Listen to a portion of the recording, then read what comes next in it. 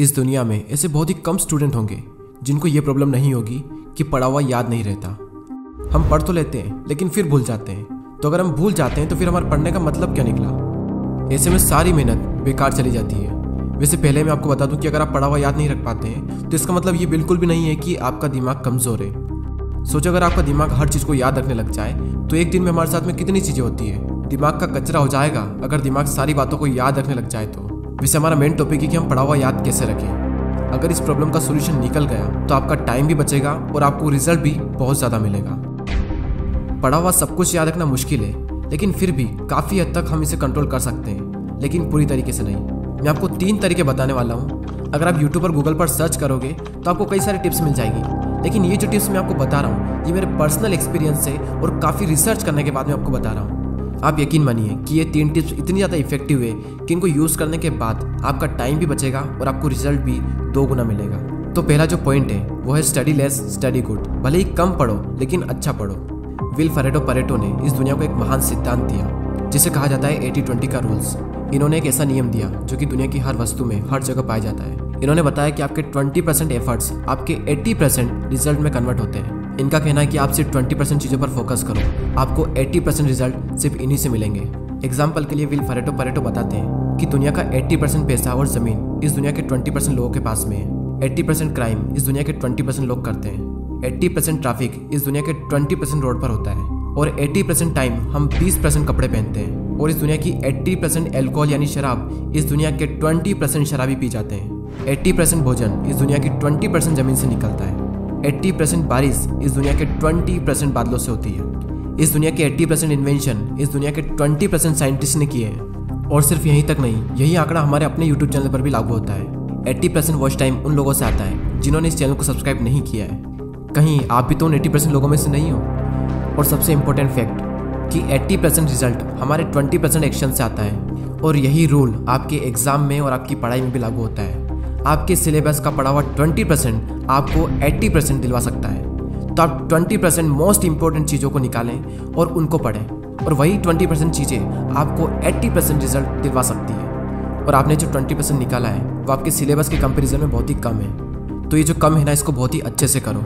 और यही था हमारा first point, study less and study good. दोस्तों, मैंने भी कई बार ये गलती की है कि जितना पढ़ना होता है उससे हम कई गुना ज़्यादा पढ़ते हैं, और इसका रिजल्ट ये होता है कि हमें जो याद रखना चाहिए वो भी हम भूल जाते हैं। एग्जाम में अब वैसे भी ज़्यादा दिन नहीं बचे, तो आप इस रूल को यूज़ करके काफ़ी अच्छा रिजल्ट पा सकते हैं। अब नेक्स्ट जो पॉइंट है वो है स्टडी इन मॉर्निंग। और ये जो पॉइंट है ना, ये मेरा फेवरेट पॉइंट है, क्योंकि मैंने अपनी लाइफ की ज़्यादातर पढ़ाई सुबह ही की है।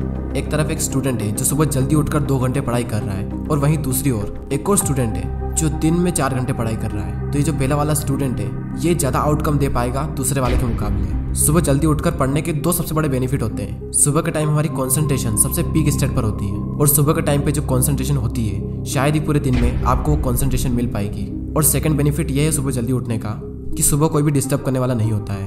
एनवायरनमेंट में एक अलग ही साइलेंस होता है, और उस साइलेंस में कुछ नया सीखने का मजा ही कुछ और होता है। आप सुबह जल्दी उठकर 3 घंटा पढ़िए, और उसके बाद में पूरे दिन अगर आप सिर्फ मुश्किल से आधा से 1 घंटा भी पढ़ते हैं तो बहुत है आपके लिए। कहने को तो लोग 8-10 घंटे पढ़ते हैं, लेकिन जो 2-3 घंटे की मेन पढ़ाई जो होती है कॉन्सेंट्रेशन के साथ में, वही सबसे मेन चीज़ होती है। बाकी सब दिखावा है। हमारे देश के प्राइम मिनिस्टर मोदी जी ने भी सुबह जल्दी उठकर पढ़ने को कहा है। एक रीजनेबली सुबह सूर्योदय के पहले अगर तैयार हो करके पढ़ना शुरू करते हैं तो पूरी तरह आप बिल्कुल मन से एकदम तंदुरुस्त होते हैं। जैसे बारिश के बाद आसमान कैसा साफ नजर आता है।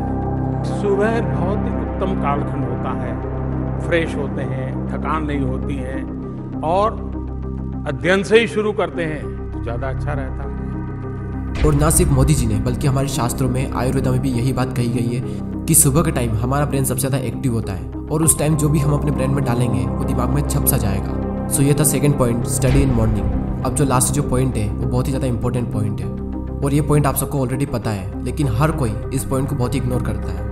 और वो पॉइंट है पढ़ाई के बीच में रेस्ट लेना। कुछ लोग होते हैं जो रेस्ट ही नहीं लेते हैं, और कुछ लोग ऐसे होते हैं जो बहुत लंबा रेस्ट लेते हैं, और इस बीच में कुछ लोग ऐसे होते हैं जिनकी पूरी ज़िंदगी रेस्ट लेने में निकल जाती है, और एंड में वो खुद रेस्ट इन पीस हो जाते हैं। पढ़ाई के बीच में कितना रेस्ट लेना चाहिए ये मैं आपको नहीं बताने वाला, ये आप खुद तय करें अपने अकॉर्डिंग। आपको फिर से एनर्जी प्रोड्यूस करने के लिए कितना टाइम चाहिए ये आपको आपके अलावा कोई नहीं बता सकता। जितनी इंपॉर्टेंस हम अपनी पढ़ाई को देते हैं उतनी ही ज़्यादा इंपॉर्टेंस हमें रेस्ट को भी देनी चाहिए, क्योंकि रेस्ट ही वो चीज़ है जिसकी वजह से हम पढ़ पा रहे हैं। हम एक दिन में जागते भी हैं और सोते भी हैं। तो उसी तरीके से अगर आप काम कर रहे हैं तो काम के बीच में रेस्ट लेना भी बहुत ज़रूरी है। और हाँ, ये गलती बिल्कुल मत करना कि अगर आपका एक बार पढ़ाई में मन लग गया तो लगातार बढ़े जा रहे हैं, लेकिन बाद में एक टाइम ऐसा आएगा जब आपका बिल्कुल भी मन नहीं लगेगा रेस्ट लेने के बाद भी। जब एक बार पढ़ाई में मन लग जाता है तो हम इतना पढ़ते हैं कि हम अपने दिमाग को ही पूरी तरीके से थका देते हैं और हालत ऐसी हो जाती है कि फिर से पढ़ने का मन ही नहीं करता। आपने पढ़ना शुरू किया, आपका मन लगा, अब थोड़ी देर बाद आपको रेस्ट लेना चाहिए, लेकिन आपको लगता है कि मैं भी और पढ़ सकता हूँ, तो उस फीलिंग को बनाए रखें और रेस्ट लें और फिर दोबारा उसी फीलिंग के साथ में अपनी पढ़ाई शुरू कर दें। अगर आप चाहें तो आप पोमोडोरो टेक्निक का यूज़ भी कर सकते हैं। पोमोडोरो एक बहुत ही सिंपल टेक्निक है। आपको जो भी काम करना है उस काम को आपको 25-25 मिनट के 4 ब्लॉक्स में डिवाइड करना है और हर 25 मिनट के ब्लॉक्स में आपको 5 मिनट का ब्रेक लेना है और 1 घंटा होने के बाद में आपको 15 मिनट का रेस्ट लेना है और फिर से आपको यही सब करना है। और इस टेक्निक का यूज़ करके आप काफ़ी लंबे टाइम तक और काफ़ी अच्छे से स्टडी कर सकते हैं। और ना सिर्फ स्टडी बल्कि आप अपने किसी भी काम में इस टेक्निक को यूज़ कर सकते हैं। और इस टेक्निक को यूज़ करने के लिए प्ले स्टोर पर कई सारी एप्लीकेशन है, आपको जो भी अच्छी लगे वो एप्लीकेशन आप डाउनलोड कर सकते हैं। चलिए अब हम उन तीनों पॉइंट्स को एक साथ देख लेते हैं और ये भी देख लेते हैं कि हमने इस पूरी वीडियो में क्या सीखा। हमारा जो मेन टॉपिक था वो ये था कि पढ़ा हुआ याद कैसे रखें, और उसके सॉल्यूशन के लिए हमने 3 पॉइंट्स देखे, जिसमें से पहला है study less study good, second है स्टडी इन मॉर्निंग और थर्ड है रेस्ट लेना। फर्स्ट पॉइंट में हमने 80-20 के प्रिंसिपल को समझा कि किस तरीके से आपको 80% रिजल्ट आपके अपने 20% काम से मिलेंगे, और साथ ही हमने ये सीखा कि आपको फोकस करना चाहिए अपनी 20% स्टडी पर जो आपको 80% रिजल्ट दिला सकती है। सेकंड पॉइंट था कि स्टडी इन मॉर्निंग, यानी कि सुबह उठकर पढ़ो, और इस पॉइंट में हमने देखा कि किस तरीके से आप जल्दी उठकर हाई कंसंट्रेशन वाली स्टडी कर सकते हो। और थर्ड पॉइंट है स्टडी के बीच में ब्रेक लेना, और इस पॉइंट में हमने रेस्ट की इंपॉर्टेंस को जाना। जितना इंपॉर्टेंट जागना होता है उतना इंपॉर्टेंट सोना होता है, उसी तरीके से जितना इंपॉर्टेंट काम करना होता है उतना ही इंपॉर्टेंट रेस्ट लेना भी होता है। और थर्ड पॉइंट में ही हमने पोमोडोरो टेक्निक के बारे में जाना। जो भी काम आप करना चाहते हो उस काम को 25-25 मिनट के 4 ब्लॉक्स में डिवाइड कर दें और हर 25 मिनट के बाद में 5 मिनट का ब्रेक्स लें, और जब पूरा 1 घंटा हो जाए तो उसके बाद में 15 मिनट का रेस्ट लें। और इस टेक्निक का यूज़ करके भी आप लंबे टाइम तक काफ़ी अच्छे से पढ़ाई कर सकते हो। और दोस्तों, अगर आपने पूरे साल पढ़ाई नहीं की है तो अब भी आपके पास में टाइम है, क्योंकि वो किसी ने क्या खूब बात कही है कि जो हो गया उसे सोचा नहीं करते, जो मिल गया उसे खोया नहीं करते। सफलता उन्हें ही हासिल होती है जो वक्त और हालातों पर रोया नहीं करते। अगर आप अब भी शुरू करते हो और दिल लगा कर मेहनत करते हो तो अब भी आप कई लोगों से आगे निकल सकते हो। बस मेहनत खामोशी से कीजिए और इतनी मेहनत करो कि आपकी सफलता शोर मचा दे। अब वैसे ही बहुत टाइम निकल चुका है और एग्ज़ाम बहुत नज़दीक है, और जब इतना कम टाइम बचा है तो बैठे बैठे ज़िंदगी बर्बाद ना कीजिए, क्योंकि ये ज़िंदगी मिलती है कुछ कर दिखाने के लिए।